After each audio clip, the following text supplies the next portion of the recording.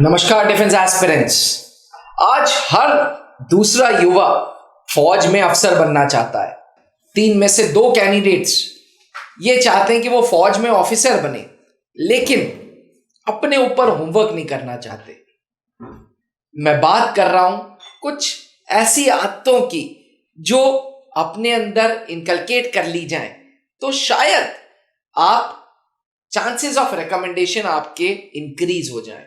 आज के generations mobile addicted है। आज का जनरेशन किसी को अपना आइडल नहीं मान रहा, किसी को कोई उनका टारगेट नहीं है, क्योंकि सामने वाले ने वो काम कर लिया इसलिए मैं भी वो काम कर लूंगा। अगर कोई कैंडिडेट रिकमेंड हो गया तो वही चीजें मैं उससे उतार लूंगा और वही चीजें अपने पीआई के फॉर्म में भर दूंगा, वही अपनी हॉबी पैदा कर दूंगा। लेकिन कहते हैं कि बड़े बुजुर्ग जो राय देते हैं वो तुम्हारे हित की राय देते हैं। हमारे दादा परदादा अक्सर हम लोगों से बोलते थे कि खूब पढ़ो, रीड रीड रीड। उसके बाद मेरे फादर ने जब त्रिशूल डिफेंस एकेडमी स्टार्ट की थी 2003 में, अक्सर कैंडिडेट्स का इंटरव्यू लेते हुए वो पूछते थे व्हाट डू यू रीड। वही चीज colonel Pankaj Mehrotra sir, captain SK Singh sir और लाखों एसएसर्स बोलते हैं कि भैया reading is necessary for SSB. अब सर विनाश और विकास तो साथ साथ चलते गई, टेक्नोलॉजी आगे बढ़ रही है, किताबें पीछे जा रही हैं। लोग आजकल ई बुक्स, कुकू एफएम पे किताबें सुन लो, ऐसे ऐप आ गए हैं जिसपे आप किताबें सुन लो, आपको पढ़ने की जरूरत नहीं। बिल्कुल। इस एरा में आपकी राय एस्पिरेंट्स के लिए क्या रहेंगी जो सर्विसेज सिलेक्शन बोर्ड इंटरव्यूज देने जा रहे हैं? वो किस तरीके की किताबें पढ़ें? कौन सी ऐसी किताबें जो जिससे उन्हें प्रेरणा मिले, जिससे उनका खून गर्म हो, जिससे उनके अंदर मोटिवेशन हो कि यार सर्विसेज सिलेक्शन बोर्ड इंटरव्यूज को फेस करना है, क्रैक करना है, फौज में अफसर बनना है। बिल्कुल सही बात कही सर कि अगर आपको ऑफिसर बनना है तो एक अच्छी आदत डालिए, रीडिंग हैबिट, ठीक है। और वो सुनिए मत, वो जो आपने कहा कि कुकू एफएम अब होता क्या है कि आप कहानियां सुन करके तो बहुत कुछ सीख लिए, बट जब आपकी स्टोरी लिखने की बारी आती है, जब आपकी राइटिंग स्किल उतनी कमजोर हो जाती है, तो राइटिंग स्किल अच्छी सुधरती है जब आपकी रीडिंग हैबिट अच्छी होती है, आपकी इमेजिनेशंस बढ़ती हैं। अच्छा। और किताबें पढ़ना इसलिए भी जरूरी है, एक तो आपकी इमेजिनेशंस बढ़ी, आपकी राइटिंग स्किल ठीक हुई, और तीसरा अगर आप आर्म फोर्सेस से रिलेटेड बुक्स पढ़ोगे तो अंदर से जोश होता है ना, वो दुगना हो जाता है। आप खुद कुछ कर दिखाने के लिए तैयार होते हो। अदरवाइज आपके लिए जो प्रेरणा स्रोत होते हैं ना, वो बाहर से होते हैं कि फॉर्म आ गया तो प्रेरणा जग गई, आपके बगल वाला कोई रिकमेंड हो गया तो आपके अंदर हौसला जग गया। ये प्रेरणाएं नहीं होती हैं।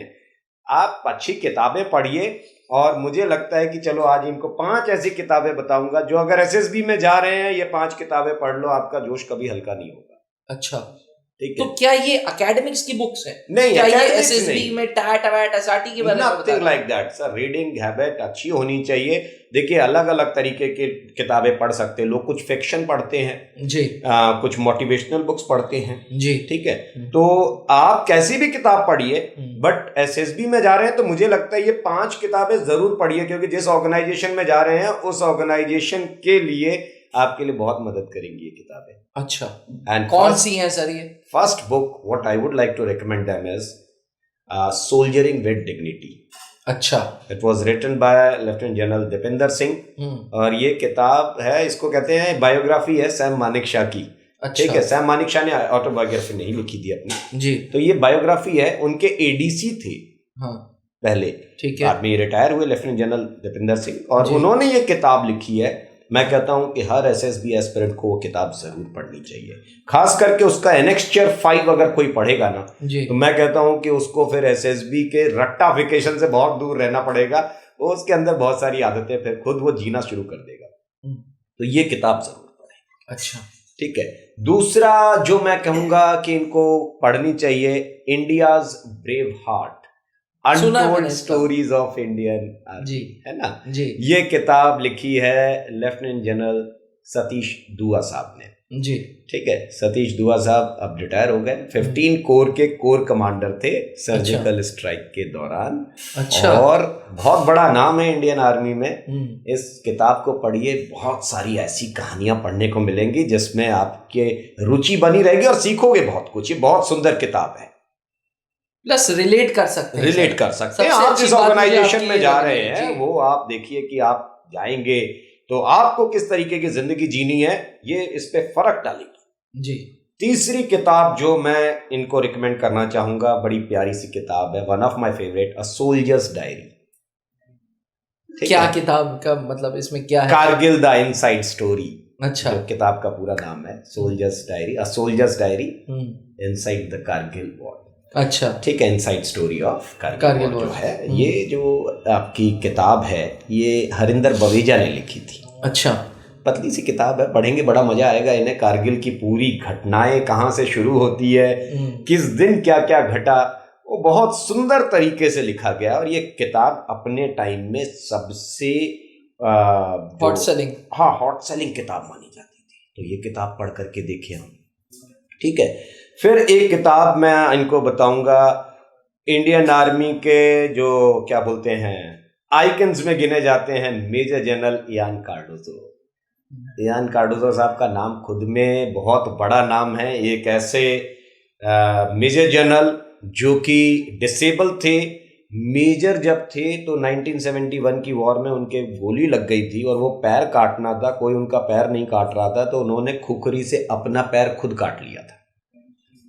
ठीक है, ये उस बहादुर की कहानियां हैं। और आप समझिए कि उसके बाद उससे पहले फौज में ये नहीं होता था कि किसी भी डिसेबल ऑफिसर को रेजिमेंटल कमांड दी जाए। He is the first one. और मेजर जनरल रैंक तक पहुंचे। उनके लिए आर्मी से नियम ये चेंज किया गया कि आप डिसेबल्ड होने के बावजूद रेजिमेंटल कमांड ले सकते हैं अगर आपकी एबिलिटी है आपके अंदर। तो आप सोचिए सर कि एक पैर कटा हुआ आर्टिफिशियल पैर लगा करके वो इंसान बीपीटी दौड़ते हैं 5 किलोमीटर, और वो भी एक्सीलेंट में आकर के दिखाते हैं। हाई एल्टीट्यूड में चीफ ऑफ आर्मी स्टाफ से मिलने जा रहे हैं वो।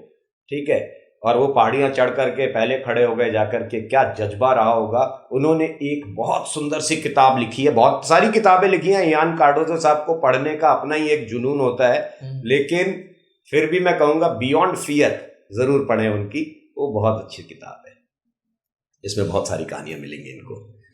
और 5वीं किताब मैं इनको कहूंगा कि एक रचना बिस्टमैन की एक किताब है। उन्होंने भी किताबें बहुत सारी लिखी है और सारी किताबें अच्छी हैं, बट मैं जो कहूंगा gun guts and glory ji, ये किताब जरूर पढ़िए, बहुत मजा आएगा। Rachna Bisht ji is a good author sir, फौजी कहानियों के लिए तो बहुत फौजी बैकग्राउंड से आती है, उनके हस्बैंड ठीक है, और अब तो उनका बेटा भी लिखने लग गया क्या। अच्छा। तो बहुत अच्छी ऑथर है और उन्होंने जो किताबें लिखी हैं उनमें से ये किताब मुझे बहुत पसंद आई, गन गट्स एंड ग्लोरी। तो ये 5 किताबें तो कम से कम, किताबें बहुत सारी है, लिस्ट बहुत सारी है। रादर मैं इनको ये कहूंगा कि देखो आज we are earning, we are doing our work, सब कुछ ठीक है, but reading still is a habit of mind. मैं आज भी पढ़ता हूँ और अपनी पूरी अर्निंग का कम से कम 1 से 2% किताबों पे जरूर खर्चा करता हूँ। और एक हॉबी बन गई सर, वो हॉबी बन जाती है सर। मेकिंग यू इंटेलेक्चुअल, लोगों से अलग कर रहे हैं आप सर। आप दीन दुनिया के डिस्कशंस में नहीं है, मतलब फालतू की पंचायत करोगे, उससे अच्छा है कि आप अपने ज्ञान को थोड़ा सा बढ़ाओगे, आपके लिए बहुत फायदा होगा। वो जोश बना के रखेंगे आपके अंदर, सबसे बड़ी। तो ये 5 किताबें तो पढ़िए, जरूरत पड़ेगी जब आप डिमांड करोगे तो और कुछ किताबें बता दी जाए। Thank you sir, thank you.